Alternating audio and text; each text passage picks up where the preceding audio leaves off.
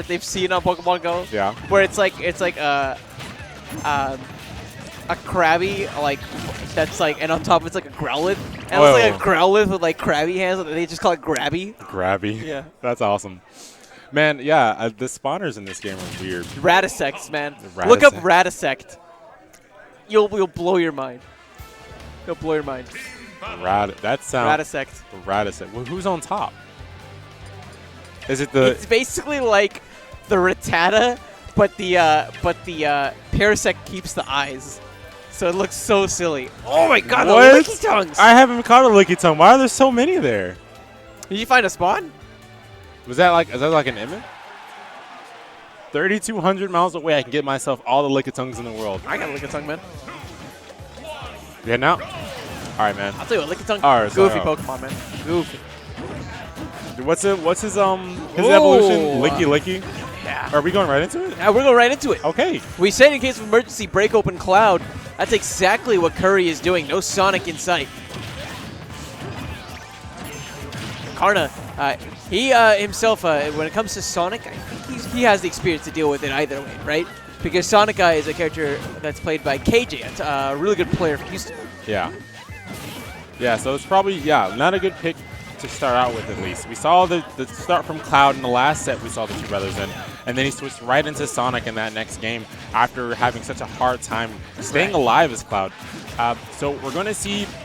Oh, we're going to see a stage spike is what we're going to be seeing. That's so hard. That's such a difficult position to be in, yeah, too. That's absolutely brutal. And I can't help but think about fatigue being a factor here. Karna and Dakpo, pretty seasoned when it comes to the tournament scene. And while we see a lot of skill for Army and Kurry, they don't have that tournament record, right? They haven't had that consistency where you build up the mental tolerance to be able to play for so long, time and time again. Yeah, I agree. But they do have that brother bond. Kurry coming in and saving his brother, being put in that terrible position by Dakpo. Dakpo unable to take a stock and then losing one of his own. And then taking yet another. So again, even stocks all around the table.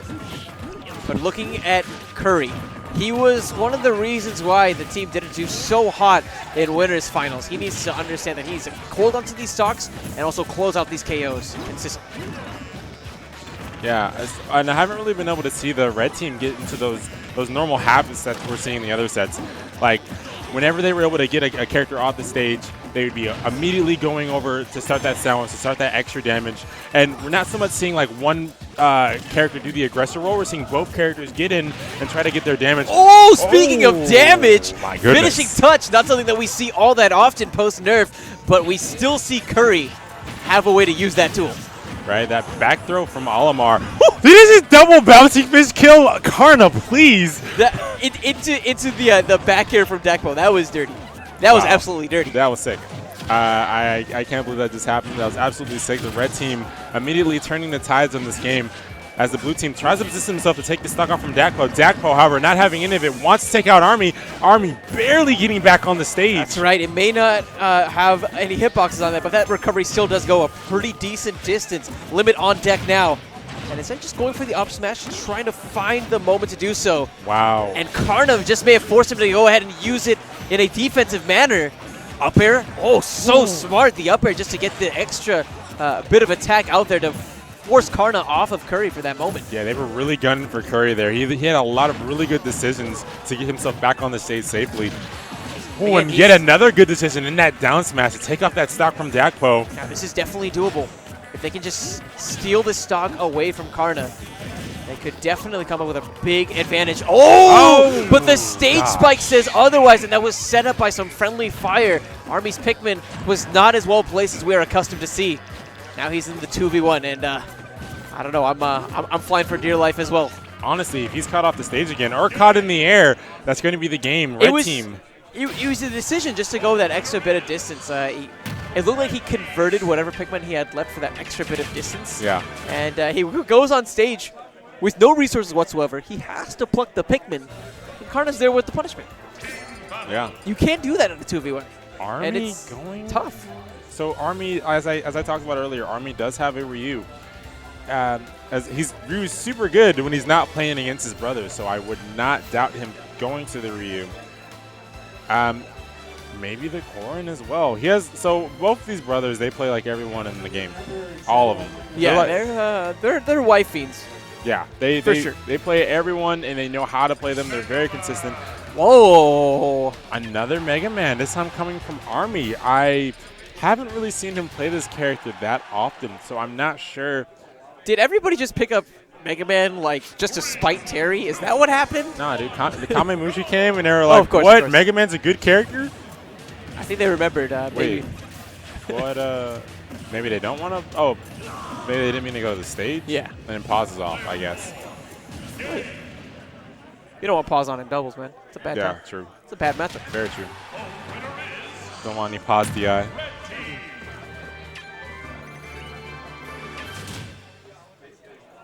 All right, so switching the stage most likely. Oh, switching the tag. Yeah, Army has like a plethora of tags that he starts out with, where there's different characters that he plays. So yeah, right. It's probably like he doesn't have tilt stick on something or something of that manner. But yeah, back to Final Destination. Oh, he's just doing a button check just to make sure that it is indeed the right setup. All right. And they're really taking this time here. Like, all that momentum that you had, let me just button check that all the way, right? That's who does that? There's a notable player who does that consistently. Shoot at. Shoot at. Shoot at with like those like 5 minute, 5 minutes just on like the select screen. Man. It was really funny that Evo that he got top 8 because. Oh man, one of the organizers like saw Chuda like try to do like the delay strats, and he just goes right up. He's like, "You gotta pick something right now." He's like, "Oh, pick a character." Yeah, that's awesome. Poor guy. But yeah, I'm really excited to see how this this Mega Man melds with Cloud, and I guess what options they're given that they didn't have before. I mean, a better recovery, less gimpable, less what's the word I'm looking for? Less approachable. Because with the Olimar, you have no hitbox. You're just kind of floating up slowly, and they have the whole moon just attack you. So you can basically do whatever you want to against Olimar. Yeah, and now I guess he has a lot more given to him in recovery. Stage presence, I'm not sure as much, but with a character as aggressive as Cloud, can he save? No. But he did get Dakpo. He actually got Dakpo. What? Okay, if there's a replay, I just need to see what happened there. Yeah, that was a very interesting moment. Army went for the save, and then I guess the banish just exploded everything, and then Dakpo got caught and then was confused. I'm assuming that's what happened. I'm just confused. You went, wow, Dakpo didn't even mean to get that sweet spot. But he's still going to go ahead and accept the extra damage. What a tornado! That Cyclone Mash was incredible, and it's moments like that that make Dakpo one of my favorite players to watch. Right. That was such a wow. That was so good. He knew he was going to kill. Army getting the first kill of the game, not from any setups, but just from a straight-up down smash. The first actual kill that Blue's really got. Right. Was ever from the DBZ sequence. That craziness off the stage. All right, blue team starting up some team combos. As Dakpo immediately diffuses everything and puts Kurry in an off-stage position. Getting back without having to waste limit, that's really good for the blue team. That's right. Oh, man, but that forward air is going to diffuse anything that was going to start from Kurry. He's trying to get back on stage, trying to protect his brother, but anytime he tries to make that approach, he's basically just running in one at a time. This is what Red wants. Instead of the joint battles that this brother team is so good at putting on, they want the one-on-one games. And wow! Cleaning up almost everyone, unfortunately taking his brother along for the ride. That's going to put the stock count all tied up. But again, the percent count looking very scary. Wow, with Red Kurry. team right now. Red team has done a phenomenal job this game of keeping Army out of the way and just racking up all this damage onto the other brother, Kurry. And then likewise, whenever Kurry is put in a bad position, they keep him out and they start racking up all this position on Army. And the Red team has done such a good job of allowing themselves to get into that soundwinds positioning and then start racking up so much damage. The answer coming in from Kurry, taking up that stock with that cross slash. It's tough. Army's been able to hold on to the second stock for such a long time, 178%. Almost losing it right there, almost reaching the 200. Dakpo, a rare flub, losing his stock. I'm not sure what happened there. I don't know either. Dakpo is usually so good at making these miraculous recoveries, but just maybe like two errors off stage cost him 2 stocks. That could be what shifted this game so drastically in Blue's favor. But of course, as drastic as we are calling it, if Karna can come in clutch here, he can definitely close things out right now. That down smash, great start. But still, having to go against the BBSM brothers, and believe me, they're going to be bringing the pain if they can get one of these grabs. Yeah, exactly. I love the movement that Karna is displaying. He's knocking away one brother and then positioning himself to where he can. Wow, a rare miss in that combo by those two. Generally, they always hit that, possibly with the amount of percent that Karna currently has. Oh, sending everybody away. But still able to actually get that stock against Karna. Yeah, still. So the Mega Man pick obviously coming out of play. Army getting 4 kills. So what comes into play here is this Dakpo switch. He had a couple of rare flubs. Yeah, you know, that's a really good point. I could see the Dakpo switch being a potential, but at the same time, I'd like to think that what he's able to do with the Cyclone Gibbs might persuade him to stay onto Luigi rather than switching off into somebody else. Yeah. Yeah, that was the only problem that the Red Team really had. Dakpo kept finding himself in these bad positions off stage where he couldn't recover. He'd wasted all of his options unbeknownst to him twice, actually. The first being that DBZ moment we talked about, and then the second just randomly happening on the left side of the stage in the last game. So that Dakpo doesn't look like he's going to switch. Actually looks like the switch is going to be coming in from Kurry instead. I don't like it. I still feel like the Cloud pick is the way to go here, but he's hoping to disprove me and go for Sonic instead. Yeah, the last time he went to Sonic, it did not bode well. That's actually what got them into losers. Did anybody see that player cam? What? Army trying to go for the fist bump, and Kurry's like, nah, there's nothing friendly about this. Come on, we got a grand finals to get to. It's game 3 of losers finals here at Shockwave. Army and Kurry, again, just with these deep pockets. The Mega Man coming out from Army, and now the Sonic, the tried and true main of Kurry, graces the stage for the first time. And what just happened at the beginning of the game reminds me of what is really good about Sonic in this team dynamic. Sonic being able to combo out of his down throw into smash options from Mega Man. Right. It's going to be pretty important if we're able to do what we've been seeing both teams do consistently in these games like that. They take away one teammate and then position themselves in the sandwich where all his combos can start, and they're able to steal stocks, just like Army did with that back air. Blue team starting off really strong. The red team's going to need to find a way to keep themselves together, keep themselves more close-knit, so they're not put into these 2v1 situations like the blue team has been able to do so yeah, exactly. I think if it's just a pure one-on-one game, I see Dakpo and Karna definitely having the edge. But it's about whenever those 2v1 moments happen, how much they're actually able to capitalize. That's where this team will be able to have this advantage. Oh! Wow. Actually charges the gun, almost fully charged there before letting it spray. What an anti-air, too. He caught Karna slipping in the air and was just like, I'm just going to charge this and let it rip on you. Dakpo, fearing the blast himself, just stayed back, but not fearing that Sonic and taking that stock with that boost kick.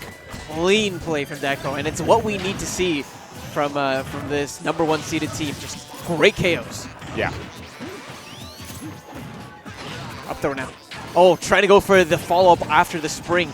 We didn't expect the platform to play such a role, really, in that exchange. Man, so Army, since that last game, is taking up the position of stock tank and is doing a phenomenal job of that, taking stocks of his own and then racking a percent where need be. Unable. Wow, I love that way he did that. So he kept positioning him. He kept running around Dakpo, forcing him into that shield. Dakpo was probably waiting for that option to shield an option and then jump up with the boost kick like he had been in previous games. But right there, Army was able. And Dakpo closes another stock on stages where we're making that explanation happen. What has happened? Things are going disastrously right now. They're going to need to turn things around. The flip kick onto the teammate is not what Dakpo needs. Wow, what has happened? Such a switch. This Sonic and Mega Man combo has taken the BBSM team to new leaps and bounds. 3 stocks to Dakpo's single. I'm not sure what he can do against these two brothers. You're absolutely right, especially when we're seeing that these 2v1s are where they're able to find their mileage. Yeah, and it's what they've done this entire game. They put themselves in very optimal 2v1 situations where they can rack up a lot of damage very quickly. They didn't want to play the one-on-one game. They were much more content trying to play the 2v1. So honestly, I feel like this is just they're home right now. Wow, gutsy. Yeah, Kurry going for it all right there. A bit of miscommunication right there, almost resulting in a lost stock on Kurry's end. Yeah, we definitely need to see things cleaned up. There's still a chance that Dakpo could make a miraculous recovery here. All right, Dakpo landing that back air, going for the kill. Oh, unable to get anything, and then placing that mine onto Kurry, saving himself a little bit. Getting knocked off the stage consistently here, but the blue team is just unable to find that kill, which they were so consistent with setting up options earlier. Ooh. Oh man, finally actually getting the KO. That was ridiculous. Just the change there. It just a complete like split from the previous game, just from the switch to, as we were talking about, we were worried about the Sonic pick. We were like, okay, so this turned out really bad in winners finals, but coming into this third game and losers finals and just being so dominating. Yeah, and with Sonic in particular, because he's so fast, again, with 2v1s being a really big part of how Kurry and Army were able to pull ahead so much, he's able to disengage from his opponent that he's duking it out with immediately. Do a quick little sequence against the potential sandwich victim. Yeah. It's nice. And then get back into the fight afterwards. That's very awesome. I'm really excited to see more of that in this rematch. They're going to be playing against the people who knocked them in to losers. And we're going to see if they're going to be able to reset this bracket, take this tournament possibly, or if the Austin Disco Bunny team is just going to take this game, this set. What? Oh. Oh, yeah. Oh, okay.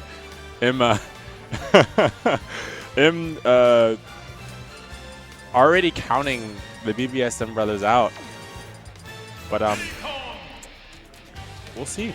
I'm excited to see this run back. I'm excited to see how the brothers have adapted. I'm excited to see possibly Kurry take this Sonic and then show them what it's really like. Yeah. His Sonic last game was phenomenal, and it was a completely different Sonic than what I saw in that winners finals match. So I'm excited to see him possibly like bring it back, show him what it's really like. How crazy is it that our first and second seeds aren't even in grand finals? Neither one of them. Right? That's ridiculous.